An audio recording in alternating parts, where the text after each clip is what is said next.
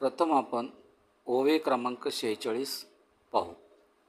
एक ते अवधानाचा पुरा, विडा पाऊड भीतरा, घेऊन रिगती गाभारा, अर्थज्ञानाच्या. आपण आता शब्दार्थ पाहू. अवधान म्हणजे एकाग्र लक्ष, पूर्ण मन देणे. पुरा म्हणजे पूर्ण, भरपूर. विडापाऊड म्हणजे विडा उचलणे किंवा प्रतिज्ञा करणे. भीतरा घेऊन म्हणजे आत घेऊन. गाभारा म्हणजे मंदिराचा आतला पवित्र भाग. अर्थज्ञान म्हणजे गीतेचा खरा गूढ अर्थ समजणे. आता आपण ओवीचा अर्थ पाहू. काही जण आपले चित्त पूर्णपणे एकाग्र करून असा निश्चय करतात की आपण भगवद्गीतामधील आत्मज्ञानाचा खरा अर्थ समजून घेऊ. अशा प्रकारे जे लोक पूर्ण लक्ष, श्रद्धा आणि निश्चयाने अभ्यास करतात तेच गीतेचा खरा गूढ अर्थ समजू शकतात. जय जय ज्ञानेश्वर माऊली. ओवे क्रमांक 47.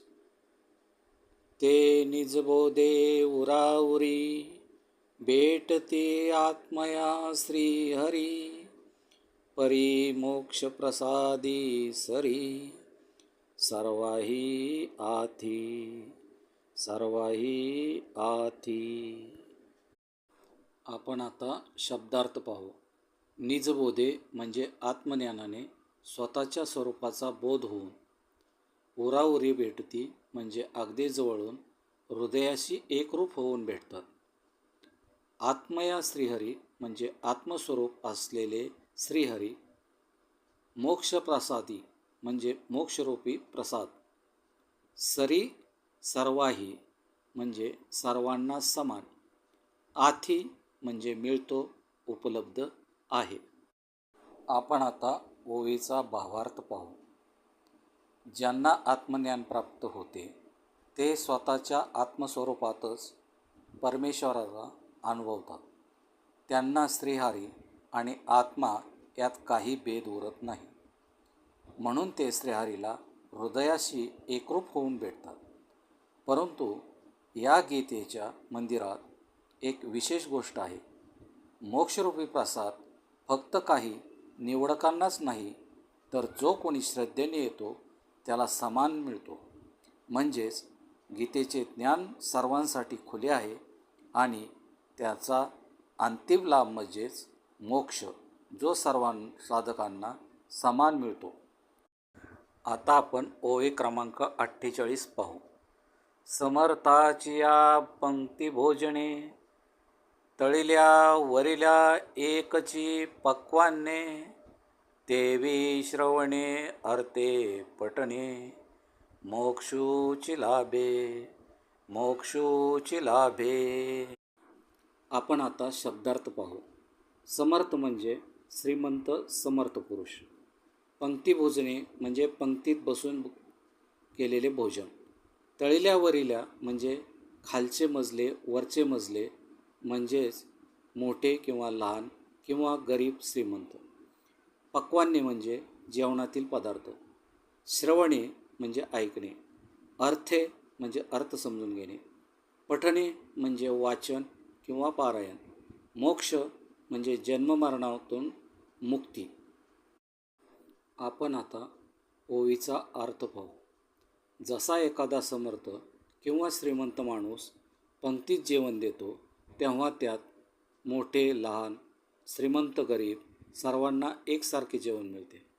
त्याचप्रमाणे गीतेचे श्रवण करणे, अर्थ समजून घेणे किंवा आवर्तन करणे म्हणजेच पारायण करणे या कोणत्याही मार्गाने साधना केली तरी शेवटी सर्वांना मोक्षच प्राप्त होतो. ओवे क्रमांक 49. आपण आता ओवी पाहू. ऐसा गीता वैष्णव प्रसादू, 18वा अध्याय कळसू विशदू, म्या म्हणितला हा बेदू, जानो निया. आता आपण शब्दार्थ पाहू. गीता वैष्णवा प्रसादो म्हणजे भगवद्गीता म्हणजे विष्णूचे मंदिर. 18वा अध्याय म्हणजे गीतेचा शेवटचा अध्याय. कळसो विशदो म्हणजे मंदिराचा कळस सर्वात वरचा आणि पूर्णत्व दर्शवणारा भाग. भेद हे रहस्य किंवा तत्व. आता आपण ओवीचा अर्थ पाहू. संत ज्ञानेश्वर महाराज म्हणतात की भगवद्गीता हे एक भयवैष्णव मंदिर आहे.